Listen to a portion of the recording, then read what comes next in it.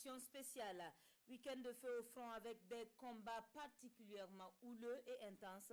Nos forces combattantes ont été très sollicitées au centre-nord et à l'est. Dans cette édition spéciale que nous vous proposons, nous revenons sur le point du week-end avec Bienvenue Tonsar. Ce week-end fut houleux et intense en combat. L'ennemi a décidé de lancer des offensives en réponse aux offensives de nos forces combattantes contre les refuges terroristes dans plusieurs groupements. Tout commence ce vendredi 23 février vers 18 h lorsque les vecteurs aériens sont alertés d'une attaque d'un poste VDP à Pensa. Très vite, les combattants du ciel vont se déporter sur les lieux après la riposte vigoureuse de nos vaillants combattants. Ils remarquent effectivement les criminels à moto en train de fuir Pensa. Les vecteurs aériens les prennent en chasse discrètement.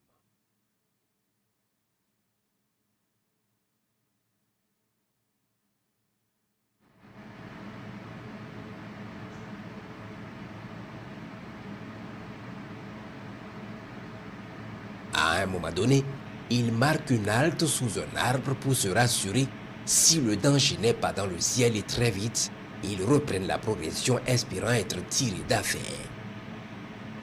Ils vont être frappés dans leur progression et les rescapés vont prendre la tangente.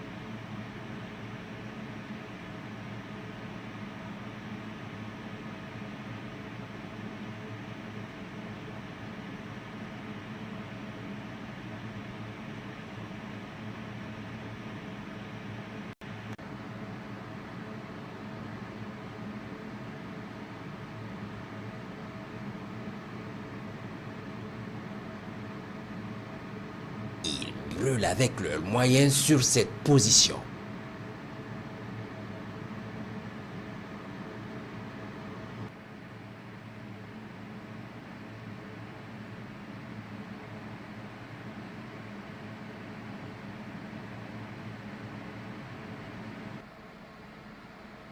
Vient donc ce jour 25 février qui est marqué par des attaques d'envergure et simultanées par des milliers de criminels.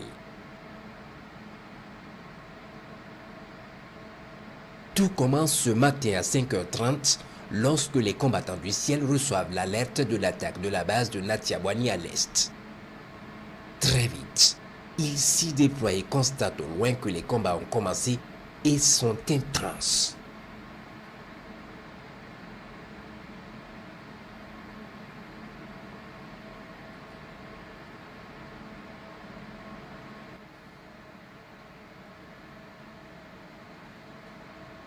L'ennemi évolue par plusieurs centaines sur des motos appuyées de véhicules montés de mitrailleuses lourdes.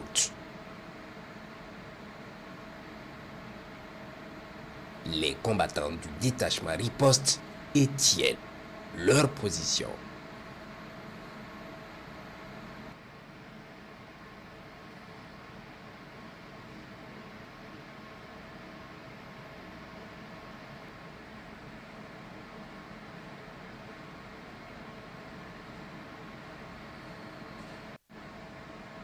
Puis à un moment donné, l'ennemi reçoit du renfort et submerge le détachement.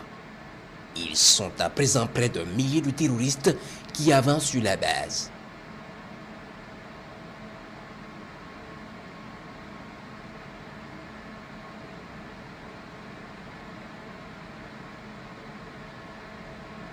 Un important groupe vient de l'entrée et commence à s'engouffrer à l'intérieur de la base. Les combattants du ciel vont commencer par ce groupe. Un missile va fendre le ciel et s'abattre sur eux dans les chicanes.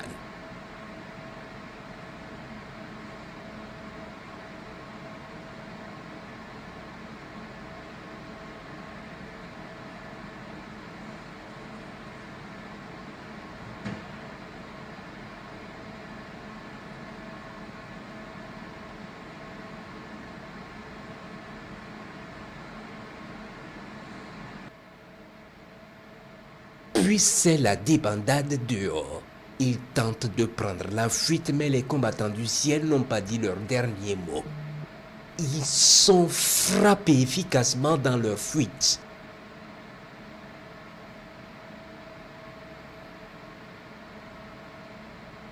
Cette frappe va donner un coup d'accélérateur à leur rallye. C'est le sauve qui peut. D'autres vecteurs aériens vont rallier la partie pour donner une correction à cette horde.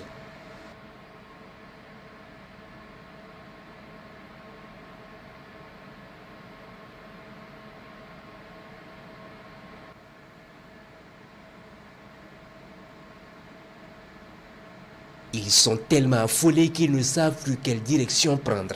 Leur véhicule pick-up tourne en rond, puis se sauve rapidement. Ils sont suivis.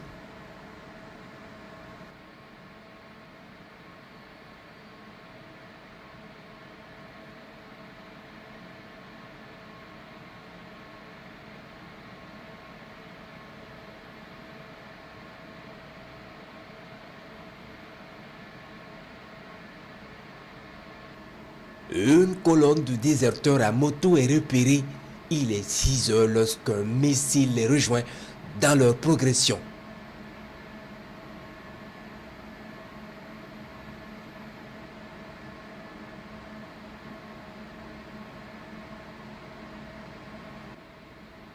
À 6h35, plusieurs criminels se croyaient tirés d'affaire. Ils rangent soigneusement un pick-up armé sous un grand arbre et plusieurs motos viennent rentrer sous cet arbre pour se camoufler.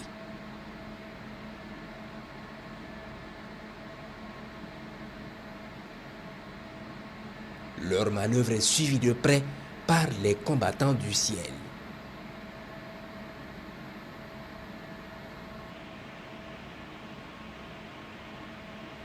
Très vite, ils sont foudroyés dans leur refuge.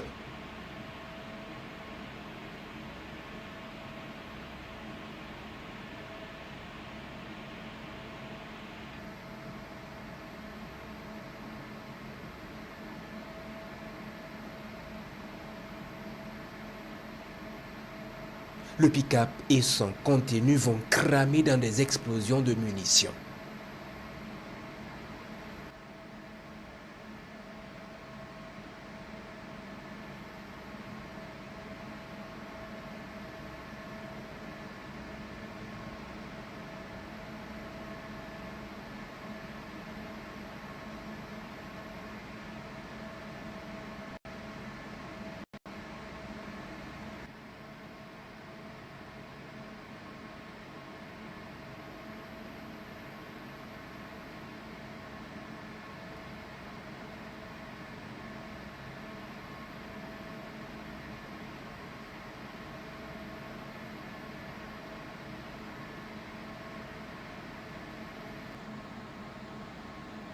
Dans le même temps, à 5h30, en parfaite coordination, une horde d'un millier ou moins de combattants terroristes ont pris d'assaut la position temporaire du 16e bataillon d'intervention rapide en mission au nord de Kongoussi dans la zone de Yalka.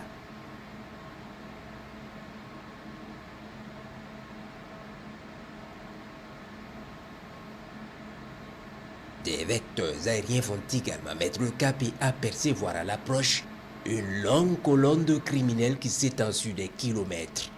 Le combat est terminé et l'ennemi est en fuite vers le nord.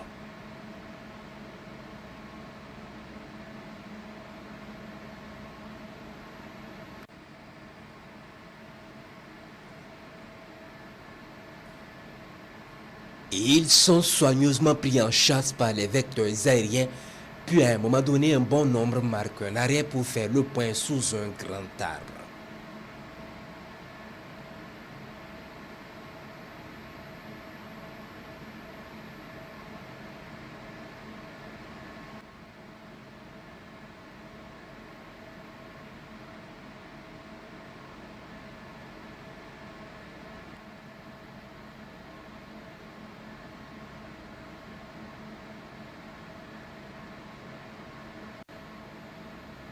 Ils vont être violemment frappés sur cette position.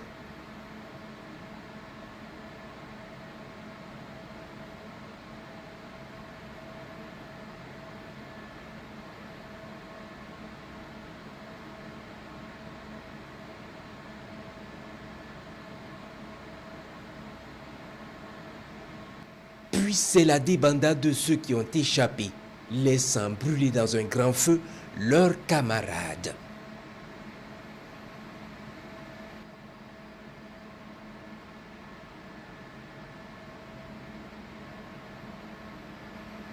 Les vecteurs aériens vont les poursuivre sereinement dans leur débandade.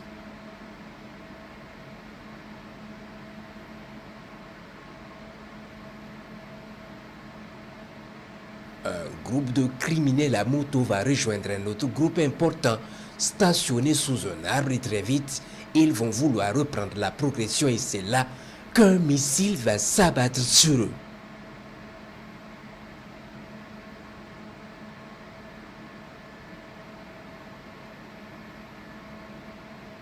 Puis les frappes vont s'enchaîner sur les criminels au cours de leur progression pour leur donner une véritable leçon qu'ils n'oublieront jamais jusqu'en enfer.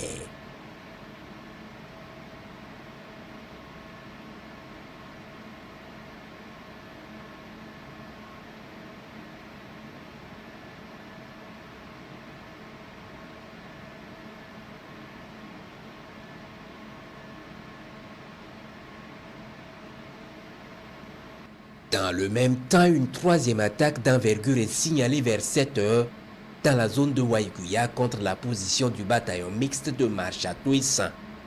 D'autres vecteurs vont immédiatement mettre le cap sur la zone.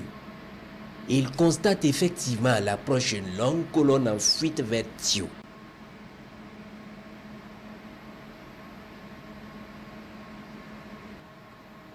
Au même moment, les bataillons d'intervention rapide de retour d'escorte de Solé sont alertés. Ils quittent Waiguya et prennent les fuyards en chasse.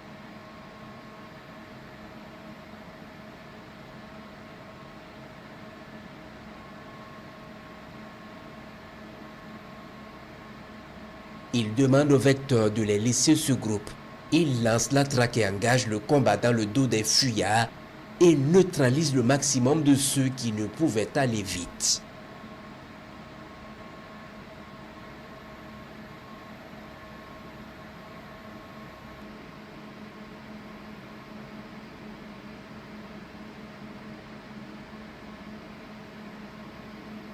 Toujours, aujourd'hui, il est 15h18 lorsque les vecteurs aériens sont alertés d'une attaque d'envergure contre le détachement de Tankwalou à l'est. 30 minutes plus tard, les vecteurs aériens arrivent sur cette zone et constatent plus d'1 millier de criminels à l'assaut de la base. Ils sont amassés devant l'entrée de la base et tentent d'y pénétrer. Des centaines de criminels tenus en respect par nos vaillants combattants tentent de s'aimer le chaos.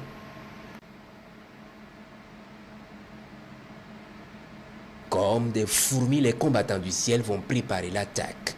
Ces criminels, au moins, auront l'honneur de goûter à un nouveau type de missile d'une violence inégalée.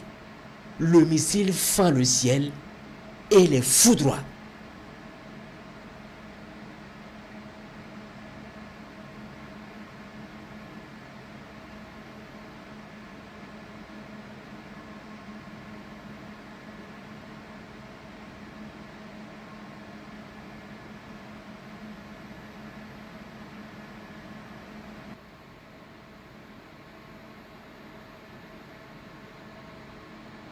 Ils vont brûler dans un feu ardent avec leurs moyens. L'attaque est finie. Le compte-rendu se fera en enfer. Nos vaillants combattants sont soulagés.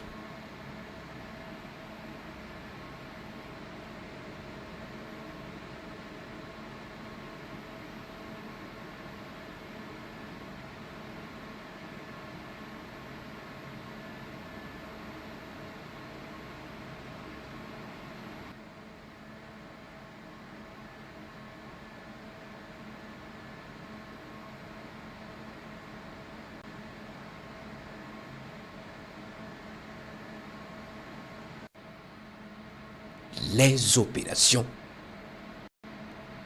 se poursuivent.